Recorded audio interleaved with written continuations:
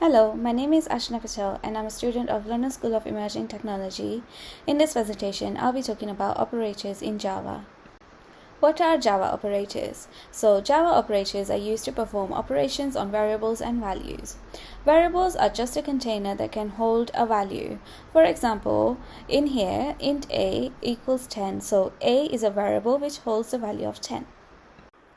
As we can see in the list below, there are 9 different types of Java operators, and today we'll be talking about the first 5.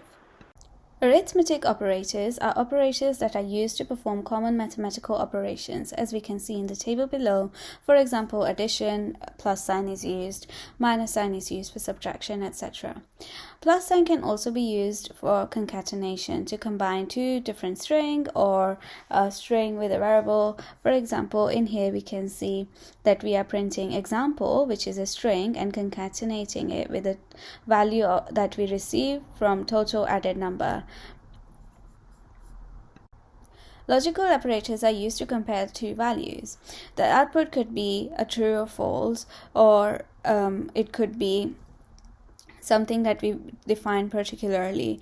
For example, in here we can see that the if-else statement is used to compare the value. If the value of a is greater than 5, then we wanted to print a is greater than 5. So instead of it returning true or false, it will return the statement that you tell it to print.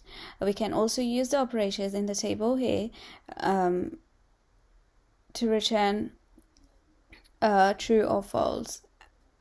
Assignment operators. Assignment operators are used to assign value to variables. For example, in here, we have created a variable named a and assigned a value of 10 to it.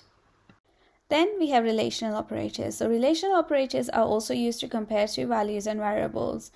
They are greater than, less than, greater than or equal to, or less than and equal to. And then we have equality operators in which equal sign means equals and exclamation mark and equal signs means not equals. So these are the operators that are used to compare two values.